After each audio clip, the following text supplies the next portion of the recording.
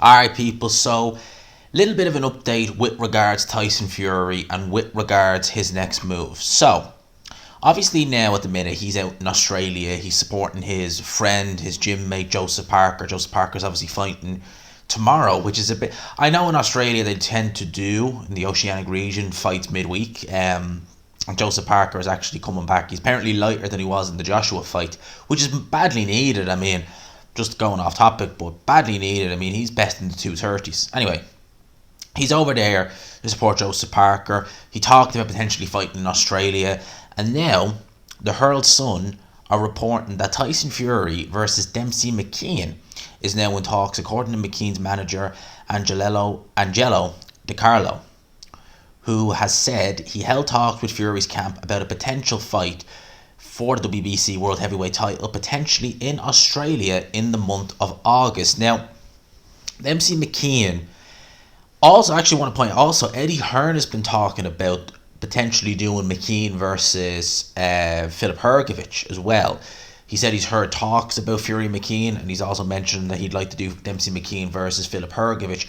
You would imagine if you're Dempsey Mckean, the opportunity to fight for a world title and probably the money you'd get for fighting Fury, even though you'd be clearly the B-side, you'd still get probably more money than you would fighting Hrgovic. So it seems that if this has some validity to it, and potentially this fight does happen, well, if backed into a corner, not really backed into a corner, but let's gun to your head, who are you going to choose? You know, a crack at a guy who has a mandatory spot, or a crack at the title itself, and the guy you're fighting will make you a lot more money than the other guy. And both of them are high risk, but one of them is high reward. High reward anyway. So there's that. Now, in terms of Dempsey Mckean, you may remember a couple of months ago, it might have been the end of February, when Anthony Joshua, when we were hearing about April the 1st, but we obviously didn't have an opponent lined up. We didn't know it was going to be Jermaine Franklin. At the time, there was a lot of speculation about who it would be. Some were saying Franklin, some were saying White, some were saying Chris Arreola. Dempsey Mckean's name did, in fact, actually come out in it. He was a potential name, and I said it then, and I'll say it now. He's not a particularly good heavyweight. He's meh. You know, he's based out in the UK.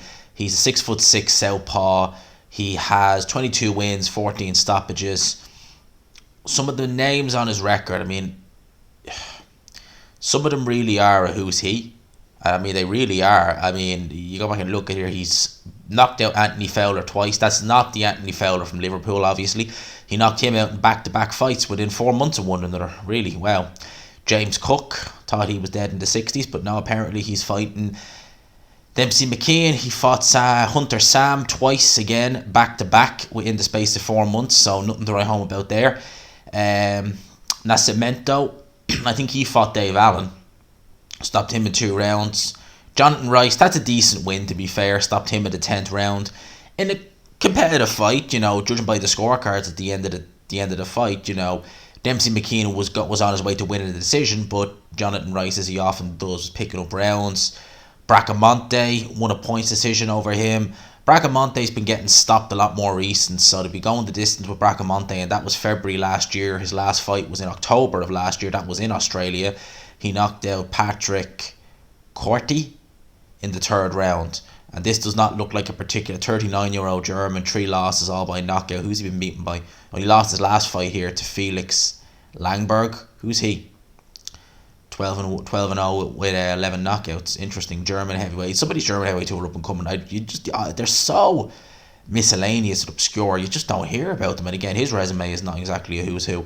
But that is the resume of Dempsey Mckean. As I've said, I've seen him a few times. Not really been massively impressed with him, to be honest with you. But the key thing about it is, if it does happen, is that Fury's fighting a southpaw, which for me indicates that potentially he is looking down the road of fighting Alexander Usyk in the December. Now, obviously, Alexander Usyk may have to go and fight Daniel Dubois. We don't fully know what's going on there. Obviously, Dubois has gone to Don Charles. But if he does, and he fights him in the summer, and Fury has this voluntary, hopefully it sets up a fight for December for crazy money. You know, because the Saudis are talking about paying some absolutely astronomical figures that would probably entice Fury. I know Usyk would go for it straight away. So hopefully that is the plan behind this. Now, where he does it, obviously we're here and there Australia. Tyson Fury did say in an interview that he'd like to fight in Australia, but he also said he wanted to do Wembley against Usyk only last week. So would he do it in Wembley? You probably could do it. I was going to say, you probably could do a stadium fight with him, to be honest with you, because Fury is a big name in the UK. I mean, he did Tottenham Hotspur Stadium, which is oral. Let's really. So I'm sure they could do it in a stadium in the UK. In Australia, I mean, it'd be a big deal, for the guys in Australia, for someone of Fury's stature to come over there and defend his title against an Australian. So I don't know. Like, I mean, in terms of names that was being batted around, the Andrew Luises of the world, the Zilly Zangs of the world, I would have liked to have seen the Zhang fight. This fight right here, to be honest with you, I've not really, as I said, been madly impressed with Dempsey Mckean. He's kind of run of the mill. He's just okay, kind of heavyweight. Him and Otto Wallin would probably be on par. Now, obviously, when Fury announced that he would be fighting Otto Wallin nearly 4 years ago now, again, for that fight, a lot of us were saying, who the hell is Otto Wallin? When you look at him, he looked fairly unremarkable. But he gave a good account of himself in that fight. Fury has a tendency when he fights southpaws to get hit with the left hand a lot more frequent because he backs up a bit and he's sometimes in range. I would imagine, just judging by, well, hard to gauge, I've never been hit by them, but I would imagine just from the eye test, Dempsey Mckean has a bit more punching power than Otto Wallin, but I'd say Wallin is probably a bit faster and maybe a little bit better technically. But let's have a look-see. Let's have a look-see if Fury is out before December. Let's have a look. If it's Dempsey Mckean, so be it. As long as we get Alexander Usyk next, let him have an interim fight. As long as Alexander Usyk is next, and again, if Usyk has to have an interim fight, more so to defend his titles, more so than anything else, so be it, August would... You see, with August, you just worry. And you worry with both guys having an interim fight because the potential date is December. I'm not sure when in December, but potential date is December. Let's say he does this in the middle of August and it happens in the middle of December, the Usyk fight. That's roughly 4 months. It's not a crazy amount of time. Well, if this fight isn't punishing, which I doubt it will be, then should be fine. But you do worry because things can go wrong. You could even win a fight and things can go wrong. You could be winning a fight handily, clash of heads, cut 6 months out. Either man it could happen to. When you start, that's a worry.